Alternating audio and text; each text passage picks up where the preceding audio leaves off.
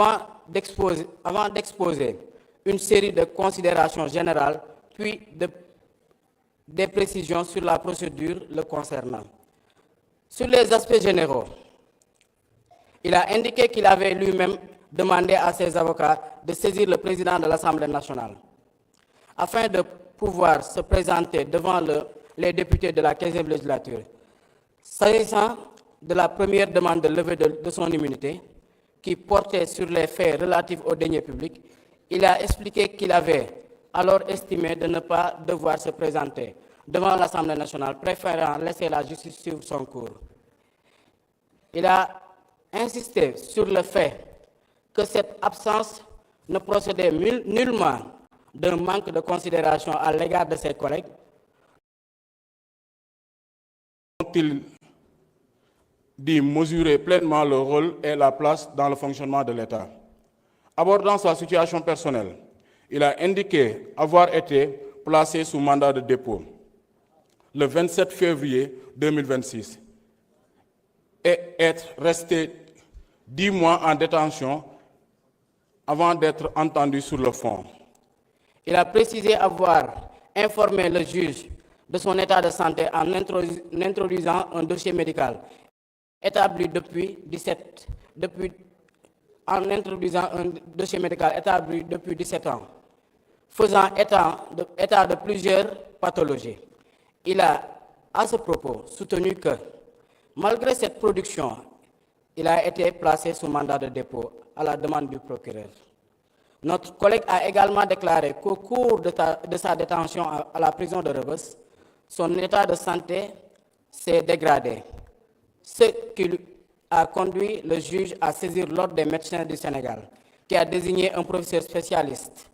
Celui-ci l'a consulté à plusieurs reprises et a transmis ses conclusions au juge, lesquelles conclusions ont été notifiées à ses avocats et qui, selon lui, établissaient l'incompatibilité de sa détention avec son état de santé, justifiant l'introduction d'une demande de mise en liberté provisoire. Il a ajouté que cette demande a été rejetée et qu'une contre-expertise a été ordonnée avec le concours de l'Ordre des médecins du Sénégal, qui a désigné 4 spécialistes. La seconde expertise a confirmé les premières conclusions et a mis en évidence, en plus, un trouble de sommeil. Malgré ces éléments concordants, sa demande de mise en liberté provisoire a une nouvelle fois été rejetée et son transfert au pavillon spécial ordonné. Par ailleurs, il a informé qu'il a finalement été entendu au fond qu'après 10 mois de détention sur des chefs de complicité de détournement de deniers publics. Il a affirmé n'avoir jamais reçu de fonds provenant du Trésor public, ni à titre personnel, ni par l'intermédiaire de ces sociétés, et n'avoir jamais obtenu de marché public. Selon lui, aucun élément probant ne permet de retenir à son encontre un détournement de deniers publics. Poursuivant ses propos, il a expliqué qu'après cette audition, au fond, ses avocats ont introduit une nouvelle demande de liberté provisoire. Le juge a alors sollicité la main levée du mandat de dépôt, sous réserve d'un placement sous contrôle judiciaire, et a accordé la liberté provisoire à son co-inculpé. Il a cependant indiqué que le procureur a interjeté appel, ce qui a conduit au maintien de sa détention.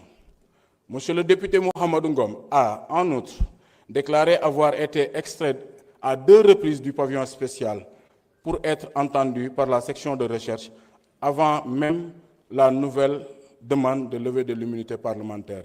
Il a soutenu que son téléphone aurait été exploité à son insu et à l'insu de ses avocats, et qu'il a été placé en garde à vue de 9h à 15h. À ses yeux, ces éléments montrent que les poursuites ont ni filmé sauf autorisation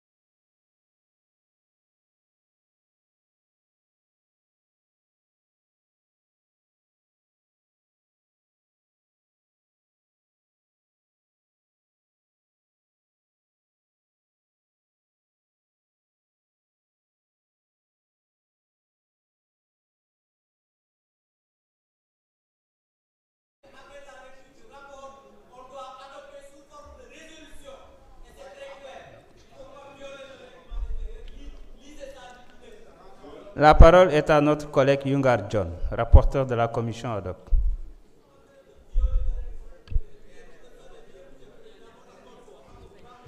Merci, Président. Assalamu alaikum, chers collègues. Assalamu alaikum, askanu Sénégal. waaw je pense que président Ayib wax na lépp li nga xam ne ni moom la ñu jëlee woon ci li nga xam ne moom mooy li ñu doon def muy audition wu notre collègue Mouhamadou Ngom. et li ci ëpp solo ci audition boobu mooy notre collègue Mouhamadou Ngom dafa reconnaître ne effectivement moom moo yoroon les deux téléphones. et ñun nag au niveau de l'Assemblée nationale ñun nag au niveau de l'Assemblée nationale ñun au niveau de l'Assemblée nationale dafa am lu ñu tënk muy l'article 61 bi nga xam ne ni dafa ne balaa ñoo def dara ci wàllum député yi dañuy war a lever li nga xam ne ni moom mooy seen mbalaanum kiiraay ci loolu la ñu gis ni ñun rek dañu évaluer par rapport ak li nga xam ne ni moom la notre collègue wax. Il a reconnu les faits, il a fait un aveu ne moom il avait les deux téléphones portables yi nga xam ne benn bi ki ko jox moom mooy agent wu administration pénitentiaire bi waaye beneen bi aussi ba léegi ba tey ba sànq dafa wax ni moom moo ko introduire donc pour vous dire que ñun xam nañ ne mënul génn di introduire mais comme il a reconnu les faits ne moom moo introduire kii boobu mënuñu wax lu dul na justice def liggéeyam et ñun duñu dugg ci benn procédure dañuy xool si la demande de levée ndax jaar na yoon ndax xel xalaat na ko ndax xel mën na kaa nangu et ñun la commission de ad hoc gis nañu ne demande boobu kat mën nañ ko appliquer mën nañu permettre justice def liggéeyam waaye nag li nga xam ne ni mooy njëlbeen liy rot ci enquête ba loolu mën naa ne procureur moo koy def ak le juge donc ñoom ñoo ci àddu ñu ngi gërëm ñëpp di sant ñëpp jërëjëf.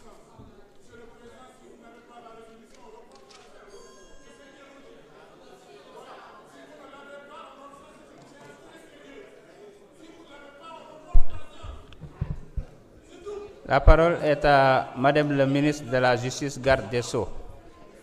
Vous avez la parole. Ouais.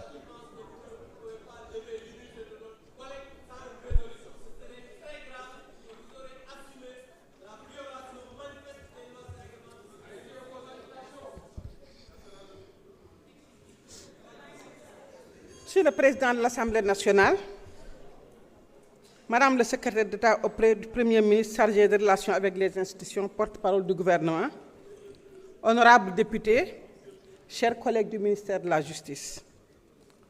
Au cours d'une visite inopinée effectuée au pavillon spécial dans la nuit du 29 au 30 décembre 2025 par les agents compétents du service de l'administration pénitentiaire, M. Mouhamadou Ngom dit Farba a été trouvé détenteur de 2 téléphones portables et de 5 clés USB. Suite à la découverte de ces objets, dont la détention n'est pas autorisée en milieu carcéral, une enquête judiciaire a été ouverte immédiatement. L'exploitation technique de ces téléphones a mis en évidence plusieurs échanges téléphoniques avec diverses personnes établies sur le territoire national et à l'étranger, mais aussi de nombreuses opérations financières et immobilières, des documents judiciaires couverts par le secret de l'institution et des vidéos impudiques. Entendu, M. Mouhamadou Ngom dit Farba a reconnu la détention de ces objets en indiquant qu'il avait introduit lui-même l'un des téléphones dans la cellule en le dissimulant dans un pot de lait et qu'il avait aussi reçu l'autre d'un surveillant de prison en service à la maison d'arrêt du pavillon spécial. Au regard de ces éléments objectifs, il apparaît que l'enquête a permis de réunir des indices de présomption grave d'introduction et de complicité d'introduction frauduleuse d'objets prohibés en milieu carcéral, de corruption, de violation du secret de l'instruction, de diffusion d'images contraires aux mœurs, faits prévus et punis par les articles 45.3, 160, 217, 363, 431-60 du Code pénal et 11 du Code de procédure pénale. L'ouverture d'une information judiciaire est alors envisagée afin d'élucider les faits et d'établir le niveau de responsabilité de toutes les personnes impliquées. Toutefois, il résulte des articles 61 de la Constitution et 60 de la loi organique numéro 2025-11 du 18 août 2025 portant règlement intérieur de l'Assemblée nationale que, sauf cas de flagrant délit, aucun député ne peut, pendant la durée des sessions, être poursuivi et arrêté en matière criminelle ou correctionnelle sans l'autorisation de l'Assemblée. C'est pour toutes ces raisons que par lettre 004 PRD du 20 janvier 2026, Monsieur le procureur de la République près le tribunal de grande instance hors classe de Dakar sollicite la levée de l'immunité parlementaire du député Mahamadou Ngom Di Farba afin que des poursuites puissent être exercées à son encontre. Je vous remercie, Monsieur le Président. Merci.